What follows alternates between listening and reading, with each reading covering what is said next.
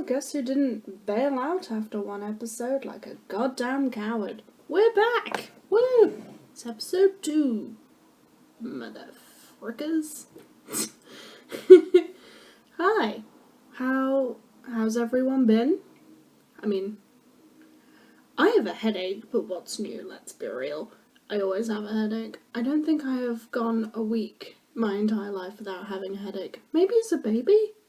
Do babies get headaches?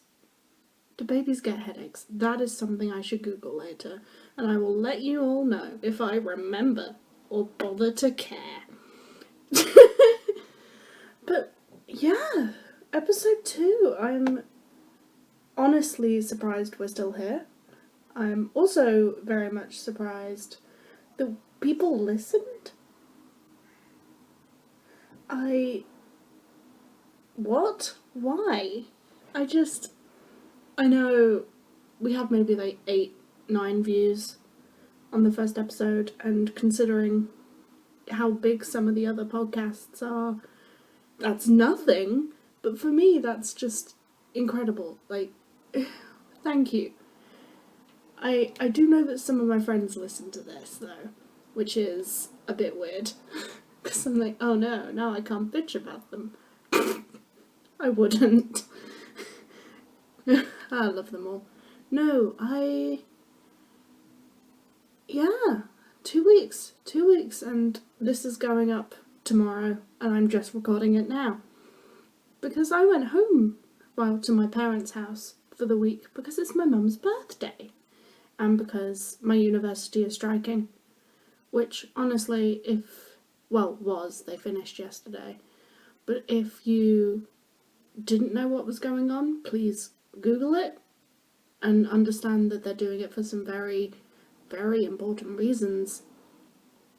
And if anything, it just gave me more time to work, because I was like, oh, I really don't have time to do all of this reading and all of this writing and write these essays and also fill out PhD applications and also do reading for these lectures and seminars and attend them. So if anything, it's just a really great Christmas present that I didn't have to go to anything this week. So that's fun. What have y'all been up to? You can't answer me. Why did I ask? I don't know, tell me what you did. Tell me what you got up to. Comment. But this is episode 2, Vellum Deadly Sins. Yes, I know, the puns are just going to get worse as we go on. So be prepared for that. We're talking about manuscripts today, because manuscripts are something that people know about. They know manuscripts exist. They know kind of what they are. But it's something that when you delve deeper into, it gets way more complicated than you could imagine. I thought I knew a lot about manuscripts, but then for the first term, I did a module of my uni. For the first term of my master's degree, just finishing next week, I did a module on medieval manuscripts. And I worked into the first class like, oh yeah, I know what's going on. Walked out of the last one I went to like, fuck. Everything is so complicated. I hate it. Why? Because there's so many types. But we'll discuss that. We'll talk about that. We're going to talk about my favourite manuscripts, because I am a medievalist. I have to have my favourite manuscripts. I have to have these books that I want to see in person at some point, maybe. No, the ones I'm going to talk about, I think... we'll talk about it later, it's fine. But yeah, this is episode 2, Vellum Deadly Sins. And if you at any point like the episode or want to like the video and subscribe to the channel to not miss the next one.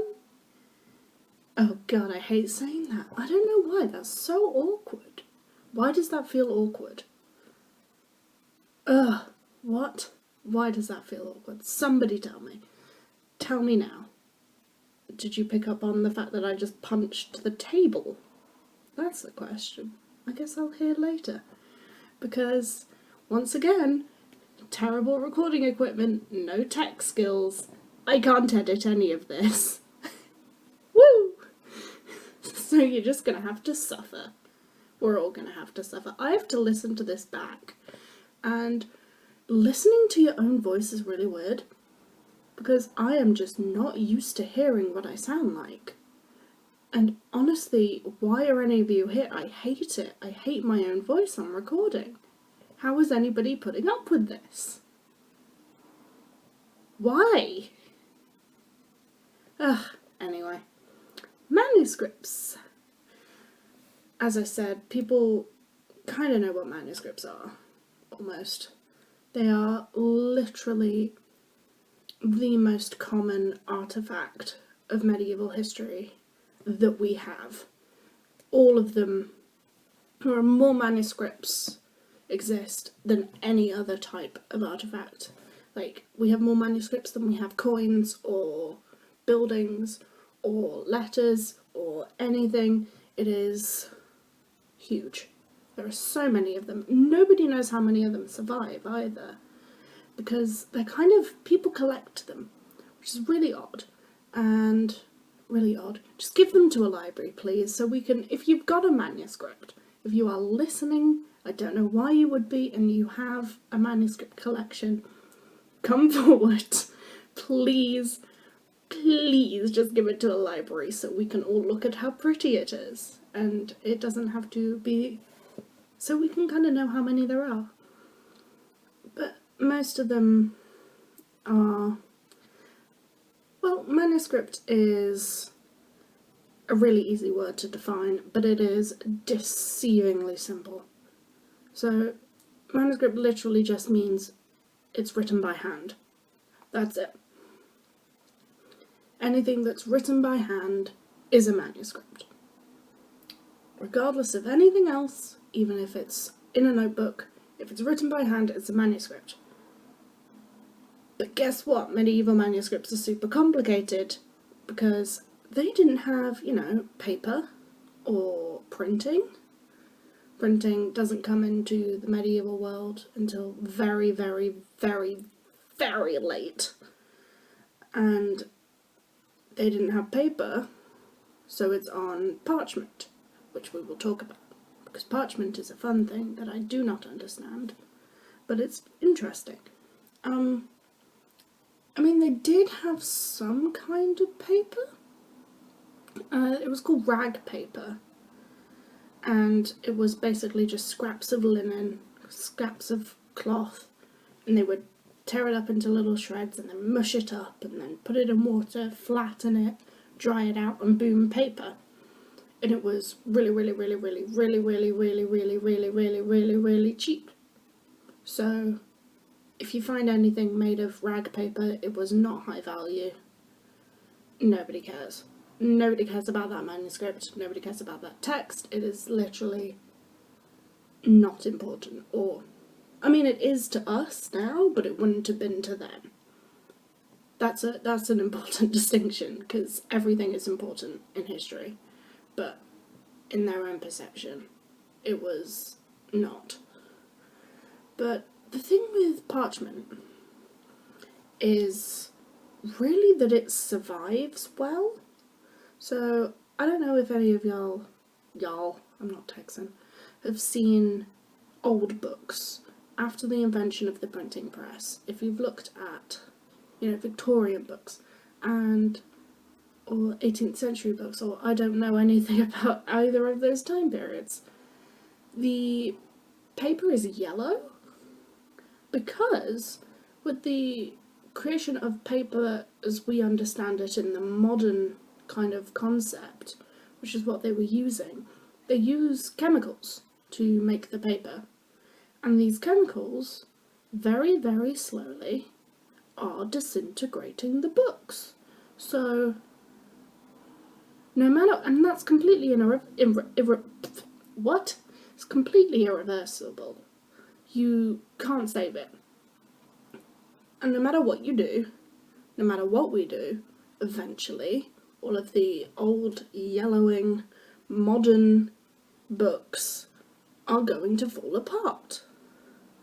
But parchment, because there's no chemicals used in it, if you look after it properly, it lasts. And so as long as we are careful with our manuscripts and good to them, we'll have them forever. And I think that's awesome. So, how many times can I say so? That is the question. Anyway,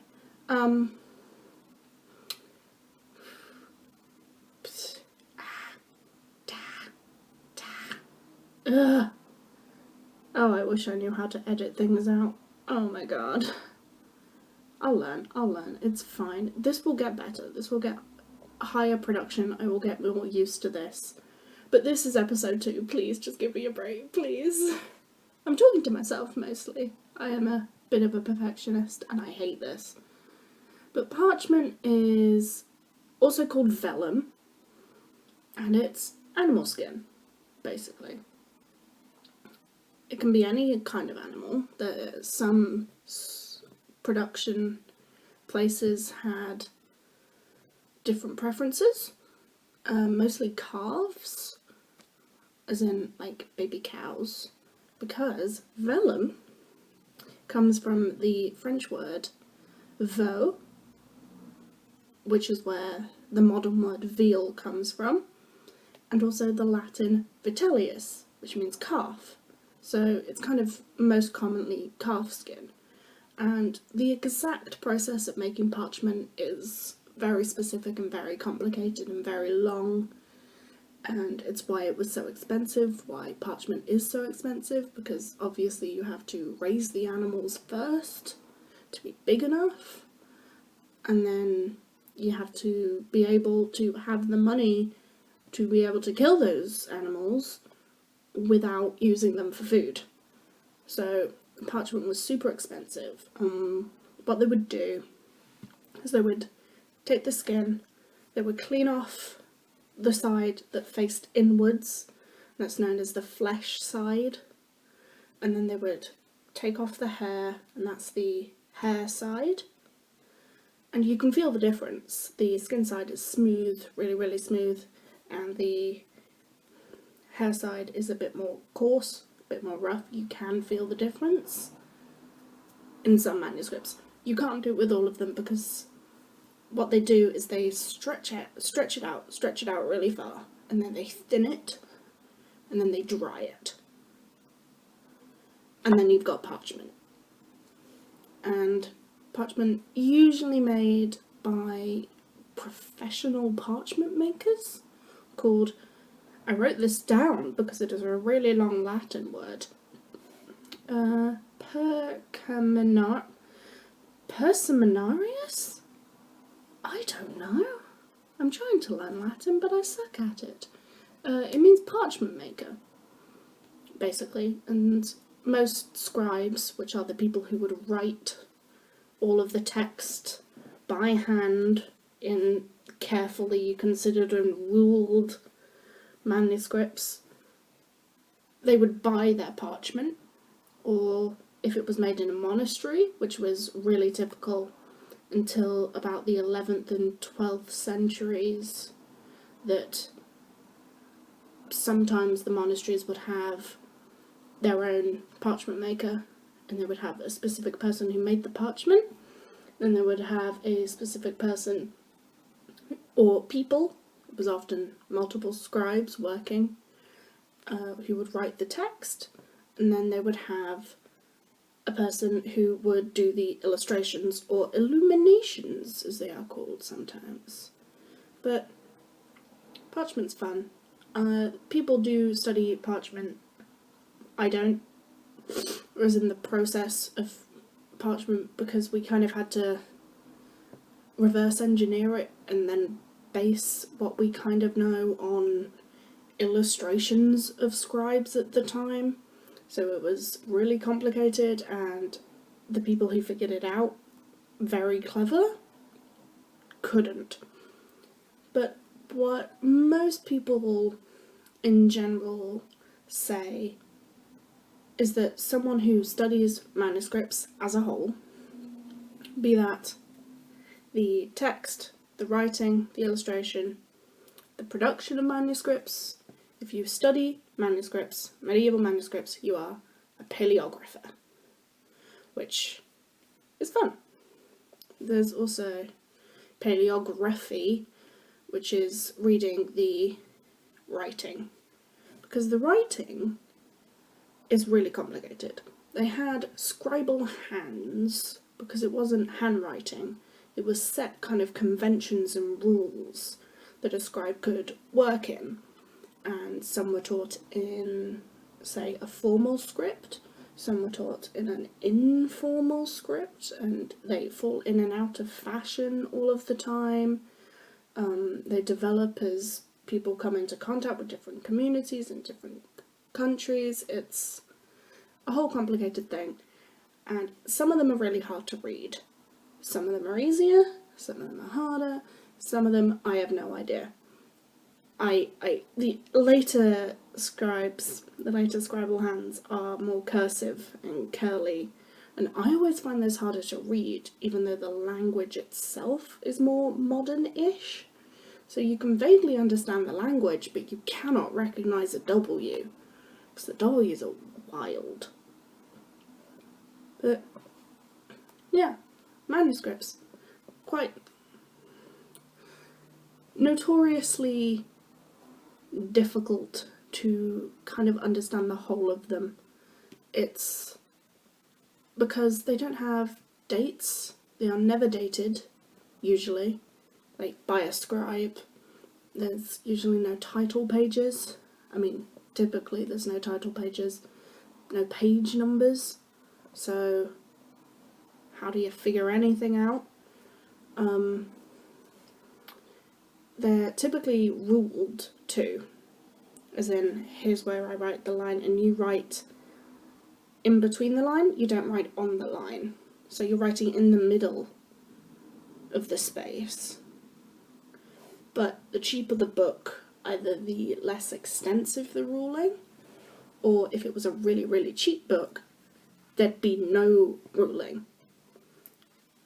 So, because someone has to do it, and they would prick.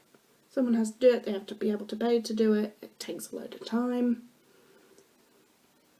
And manuscripts are quite hard. And as I said, there's no page numbers. But I guess we have a system of understanding kind of the pages. So what happens when they're constructing it, when they're actually building the manuscript, is they take their kind of rectangular pieces of parchment that they made, that the parchment makers made, and then they fold them in half. Usually so they will fold them so flesh side is facing flesh side.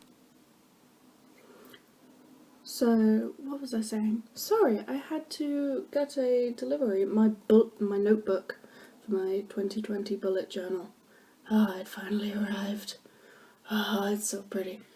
But anyway, so what was I saying? Quires, right. So, usually they're folded either flesh side to flesh side, or hair side to hair side, so the same type is facing each other. Then what they do is they do that multiple times.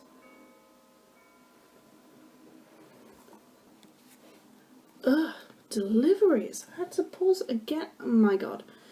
Anyway, they take the folded pieces of parchment, put them, kind of nest them in each other, then sew up where the bend is, and that is a quire, or a gathering.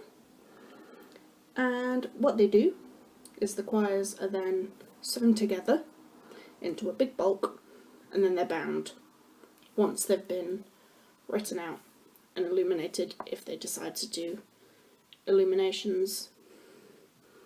Where things get a bit complicated is kind of how the quires are made up. kind of how we understand them. So a page is not a page. So picture a page, how you would understand it. In a medieval manuscript, we call it a leaf, because it's not an individual piece of paper, it's a fold on the other side, a big piece of parchment that's been folded. So the leaf is then given two sides. So you have, and they're called folios.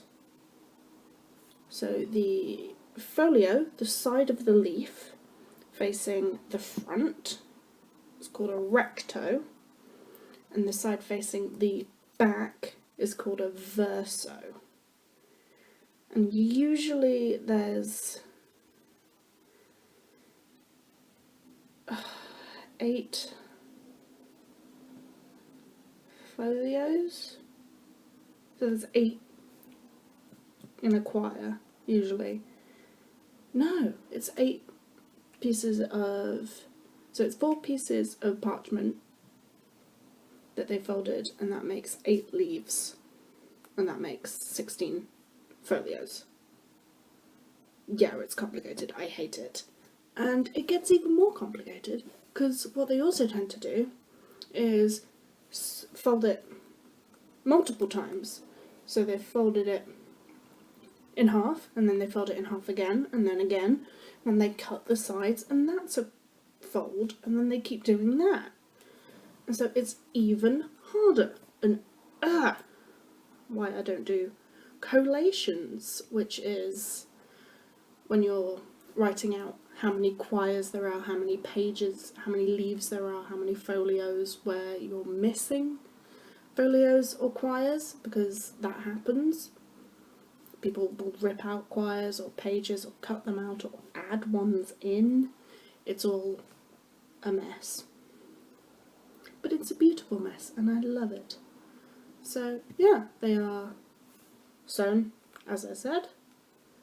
It tends to go in the order of scribes will write the text, usually following an example. So they have an exemplar, which is just written out, super easy on whatever, and then the scribes will copy that out into the pages or the folios of the new manuscript in a fancy writing style.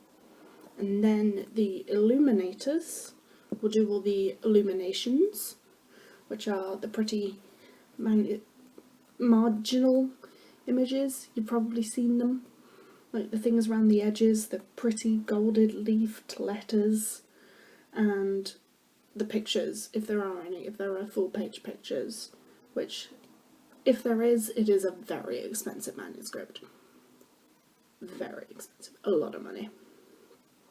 But that's basically the basics of how manuscripts are made. It's the very basics. There is so much. I could spend hours talking about the different types of scribal hands, how much I so much hate Bastard Anglicana, which is a scribal hand that's very, I don't like it. Do not like it. But nobody needs to hear that. Nobody wants that. If you want that, let me know, because honestly we need to talk. But that's how manuscripts are made, basically. They're fun, beautiful little things that are so deceptively simple, and then you delve into them and they are so complicated. And speaking of complicated, I thought, do you know what? We've talked about how they're made. I'm just going to rant about the manuscripts that I friggin' love. Because, of course, I am a medievalist. I have to have my favourite manuscripts. I have seen, I believe, 2 of the ones that I've listed out, because they're very hard to see. Very hard, as I explained. Can't get your hands on them very easily. But the manuscripts that I love, because That's why we're here, for me to rant about things. Anyway, so, first manuscript. This is in no particular order, right? So it's just a top 3, no order. Let's just pretend that it's fine. In reality, it's a top 10, but we're not going to sit here and talk about 10 manuscripts. Because I don't think we have time. But here we go. First manuscript, the Book of Kells. Now, the Book of Kells is a gospel book. It is an Irish gospel book, and obviously a gospel book has the 4 gospels. I don't remember what the 4 gospels are. That's bad. I should remember that. It's because the Bible is very long and manuscripts are obviously quite thick, because parchment is a lot thicker than paper, so you really can't, if you want to have it in a readable size, have the entire Bible in a manuscript. There is examples of entire Bibles in manuscripts, but they are huge. They are so big. Like, impossibly, you couldn't carry them. I think there's one that's maybe like 2 foot tall, lying down. And how? My God. That also would have taken so long. Do you understand how long that would have taken that poor scribe? I hope it was more than one scribe, because that would be really annoying. Imagine. Writing it all out by hand. But the Book of Kells, it's a gospel book. It's from Ireland, which, love. My dad's Irish. It is considered now one of the kind of like treasures of Ireland. You can go and see it in Trinity College in Dublin. I saw it 2 years ago, and my God, is it pretty in its own special way, but also, my God, is it so touristy now. There was a queue, there's a gift shop. Not complaining, because I have a notebook that looks like one of the pages of the Book of Kells. But yeah, it's kind of a tourist thing now. It's fun. It's so cool that that's happening. But if you want to study them, or if you want to study the Trinity College Book of Kells, you're like, what? They're like, no, we need all of the fancy touristy people to come and see it. So it's called the Book of Kells, which, you know, what the fuck is a Kell? It's the town. It was once owned by a town called Kell. That's where the monastery was. So it's the Book of Kells, because that's where it was from. I don't think that's where it was from, but that's where we have the first record of it. And it's such a fun little book. It's not little. So it was kind of bound, because obviously it's the 4 Gospels, in 1973 by this dude, Roger Powell, and he is actually known as the best known British craft binder of a generation, which I am fucking jealous of. I want that. That's so beautiful. But it was rebound into 4 volumes, so 1 for each gospel, and you can display them simultaneously. And it also means that you're not going to expose one page or one part of the manuscript to more sunlight than the other. But the reason why I love it, well, there's 2 reasons. One is because it's kind of ugly. Don't fight me. Please don't attack me. It's, by modern standards, it's not that pretty. If you have seen drawings of medieval cats, you will know that we have gotten better at drawing things over time. So it's not the best. but it's so complicated and twisty. There's so many little kind of like animal creatures and knotwork and illuminated letters. It's gorgeous in this kind of weird way. And one of my favourite pages, it is folio 7 verso. So it's the 7th folio on the verso side. And it is a picture of the Virgin Mary, and Christ with 4 angels. And it is literally the earliest representation of the Virgin and Child in European art. And it's there. And it's fascinating. And I can't explain why it is, but it is the earliest example that we have of that imagery. Also, fun fact, Jesus is painted as having red hair in it.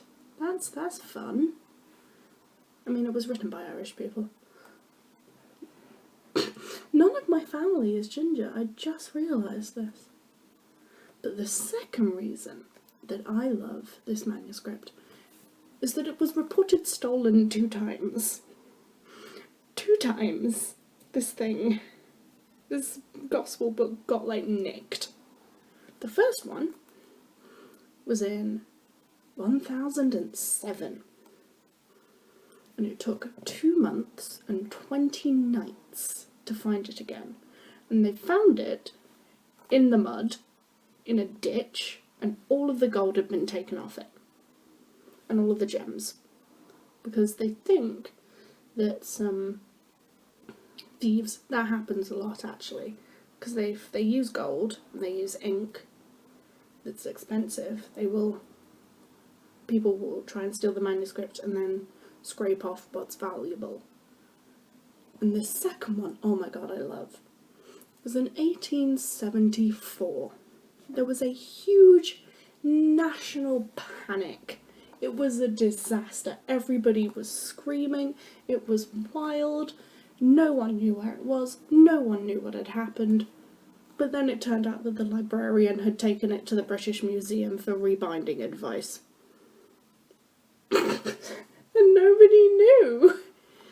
And, oh my god, the college, Trinity College, sent lawyers to London so that the manuscript wouldn't get rebound. Because rebinding is taken so seriously. And no one was going to let it happen. But I just love that for like a week or a couple days, nobody knew where it was. And everybody was freaking out that, someone's stolen it. A national treasure has gone. Oh wait, it's just the librarian who's been looking after it for years. Congrats, you idiots. I love it. And I saw it. And it was one of the, if not the first manuscript I had ever seen in person. And so it holds a very important, special place in my heart. Even though it's kind of ugly. Shh, don't tell anybody. The second manuscript that I love is the Hengwrt Chaucer.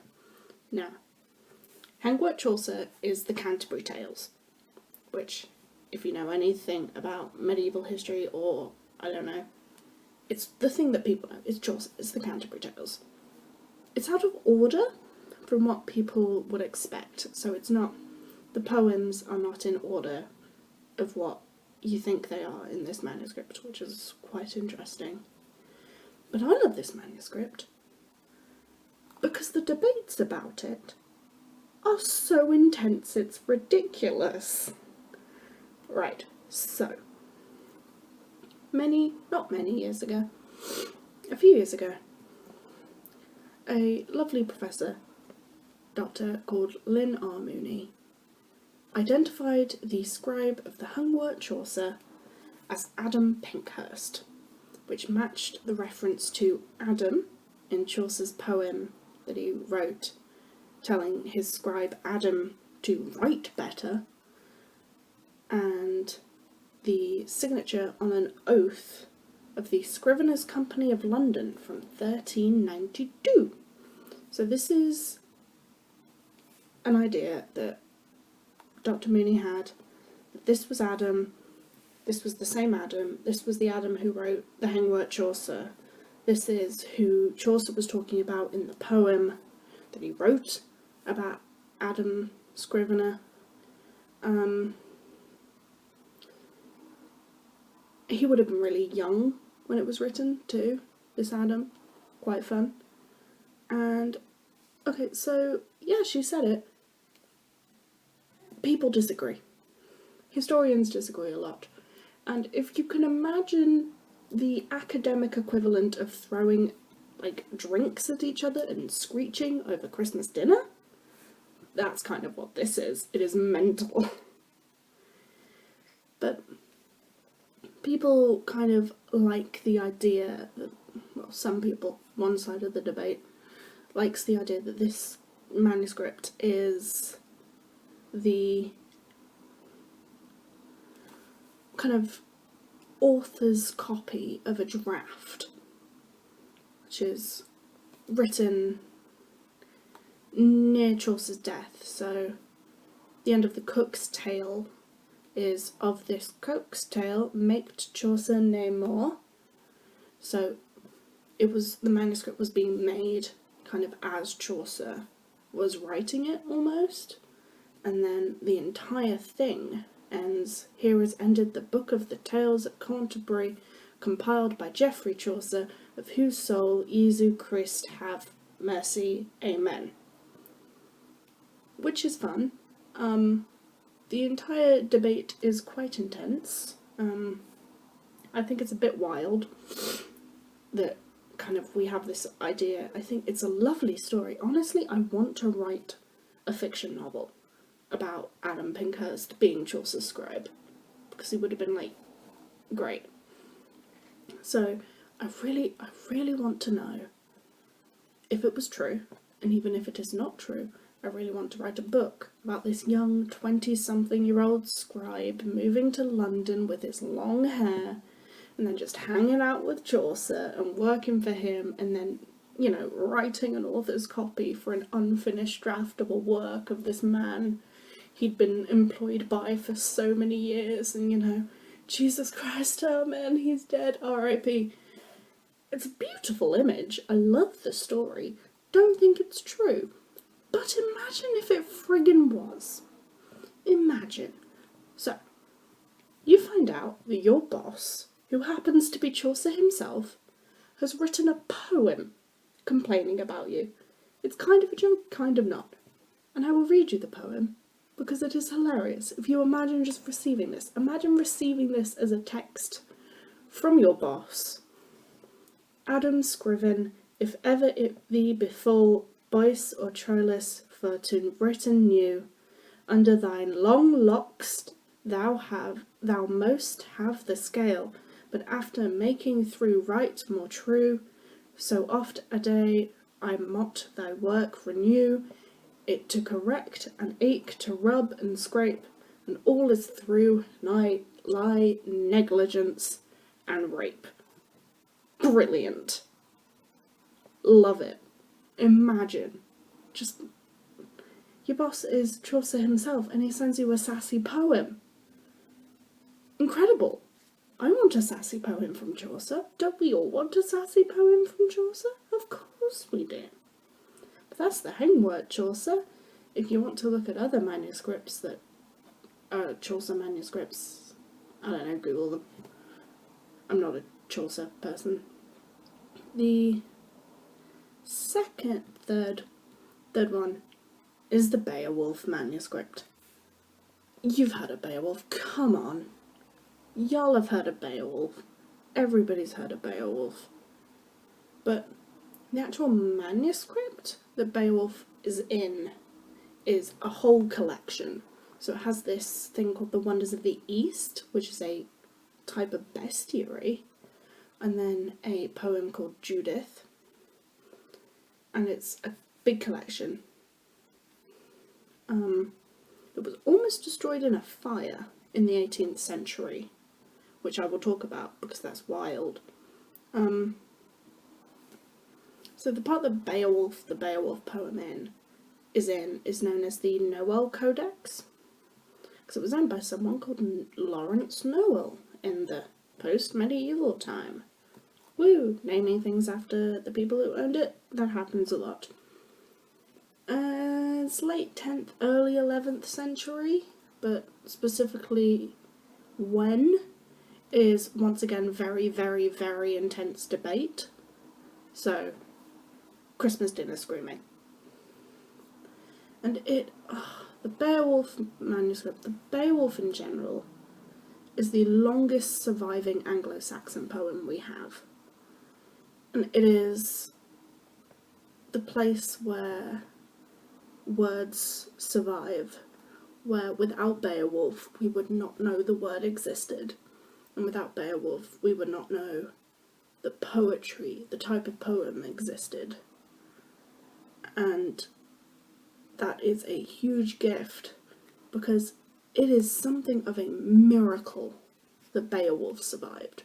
So, the fire was at the Cotton Library, and the Cotton Library is made up of the collection of Robert Cotton, who collected old books and medieval books. And there was a huge fire, and so many things got destroyed. People were throwing the medieval manuscripts out of the damn window, trying to save them, and we lost a lot in that fire. There are piles of ashes that the British Library has that were manuscripts in the Cotton Library, and we kept them because we're so sad about it. So, I don't know, I just love the story of this. It's burnt. If you've ever seen it, all of the edges are burnt. It's hard to read in places because it's damaged, but it's still there, it's still going, it's alive almost. It's beautiful that it's survived. Ugh, love it. And I saw it in person. There was a